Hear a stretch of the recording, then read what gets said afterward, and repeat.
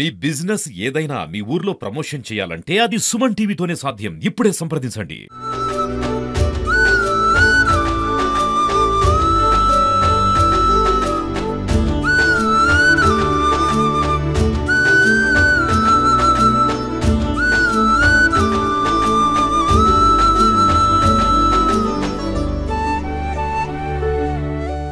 అండి ఈరోజు నేను కర్నూలు కోర్టుకి ఒక ఇన్ కెమెరా ప్రొసీడింగ్ కేసు చేయడానికి వచ్చాను.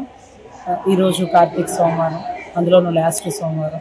సో ప్రత్యేకించి ఏదో ఒక దైవ దర్శనం చేసుకోవాలని మాకు కూడా మనసులో ఉంటుంది. కానీ వృత్తి ధర్మంలో స్వామి కార్యం సకార్యం అంటారు చూడండి, అదే మాదిరిగా మార్నింగ్ మధ్యాహ్నం వరకు కేసు సరిపోయింది. అక్కడి నుంచి ఇక్కడికి నంజాల దాటి ఇంత దూరం, ఆలగడ్డ దాటి ఇంత దూరం వచ్చామండి. లక్ష్మీ నరసింహస్వామి.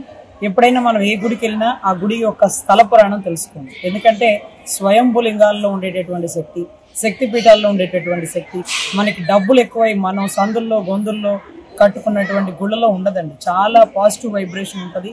పెద్ద పెద్దవారు, ఎంతో పెద్ద నిష్ణాతులైన వారు స్థల పురాణాన్ని ఎంపిక చేసి ఇక్కడ దేవాలయాలు కట్టి ఉంటారు. మనం చెప్పుకుంటాం శ్రీకృష్ణదేవరాయలు వారు కట్టినటువంటి గుళ్ళు, తవ్వేకంగా తవ్వించినటువంటి చెరువులు, కట్టినటువంటి కట్టడాలు, ఒక ఇంజనీర్ కూడా లేకుండా ఎంత అద్భుతమైన కట్టడాలు మీరు చూస్తే ఆశ్చర్యం అవుతుంది. లక్ష్మీనరసింహస్వామి ముఖంలో ప్రాణం కనపడుతుంది, జీవం కనపడుతుంది. ఈరోజు కొండ మీద చెంచులక్ష్మి అమ్మవారిని చూసినాను, కొండ కింద అమృతవల్లి అమ్మవారిని చూసినాను. ప్రతి ఒక్క విగ్రహంలో ప్రాణం ఉంటుంది. ఆ ప్రాణంలో నిజంగా మన దైవత్వం ఉంటుందండి. విదేశాలకి మనం డబ్బుల కోసం సంపాదించుకుని వెళ్తాం, డబ్బుల కోసమే వెళ్తాం. కానీ విదేశాల వారు భారతదేశానికి వచ్చేది కేవలం ఇటువంటి గొప్ప గొప్ప కట్టడాలని, లేకపోతే గొప్ప గొప్ప దేవాలయాలని, స్థల పురాణాలని తెలుసుకోవడానికి. సో కాంచి కానీ లేకపోతే ఇంకా ఏదైనా దేవాలయాలు చూడండి.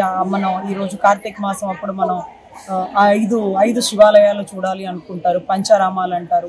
సో ప్రతి ఒక్క స్థల పురాణం, నేను అన్నవరం కోర్టుకు వెళ్ళినప్పుడు, అక్కడ సంబంధించిన పత్తిపాడు కోర్టుకు వెళ్ళినప్పుడు నేను అన్నవరం టెంపుల్ని ఎలా విజిట్ చేస్తానో, అదే రకంగా పిఠాపురంలో స్వామివారిని ఎలా విజిట్ చేస్తుంటామో, ఆ దేవాలయాల దర్శనమే మనలో శక్తి నింపుతుందండి. ఇకపోతే మా అన్న కొణిదెల పవన్ కళ్యాణ్ గారు, గతంలో ఆయన ఏదైతే గవర్నర్ గారితో పాటు ఈ దేవాలయానికి వచ్చినారట, అడుగడుగున ఒక వ్యక్తికి పవర్ ఎందుకు వస్తుందండి? ఎందుకు వస్తుంది? ఆయన చేసేటటువంటి పూజలు మీకు తెలియదండి. నిజంగా చాలా అద్భుతంగా ఆయన శక్తిని తనలో తాను నింపుకుంటూ తన ఒక శక్తి స్వరూపంగా మారుతాడు. లేకపోతే ఈ రాష్ట్ర రాజకీయాలని శాసించగల వ్యక్తులు ఎవరుంటారండి? సో ఇందాక చెప్పారు బ్రదర్, ఇక్కడికి అన్న వచ్చినారండి, అన్న పలానా టెంపుల్కి విజిట్ చేసినారు, లక్ష్మీ నరసింహస్వామికి, నరసింహన్ గారి గవర్నర్ గారితో పాటు అని.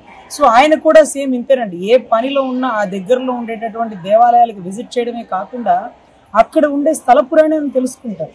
ఈరోజు ఇక్కడ ప్రహ్లాదుడు కోసం స్వామివారు ఒక గోడను చీల్చుకొని వచ్చేసి నేనున్నాను అంటే ఇందులేదు అందులే సందేహం వలదు, ఎందెందు వెతికినా అందందు గలడు శ్రీ లక్ష్మీ నరసింహ అంటూ ఆ రోజు మనం చెప్పుకున్నది. దేవుడు అంటే పిలిస్తే వస్తాడా? ఏడి నీ దేవుడు పిలువు అంటే హిరణ్యకశిపుడు కోసం చూసినాం కదా. ఆ రోజు ఎలా అయితే ఇందాక చెప్తున్నారు, గ్రద్దట రక్తాన్ని కింద పడితే అది ఒక దేశానికి లేకపోతే ప్రపంచానికి ఇబ్బంది అని గ్రద్ద మీద నుంచి రక్తం, అంటే హిరణ్యకశిపుని చంపిన రక్తాన్ని కింద పడేలా చూస్తుందట.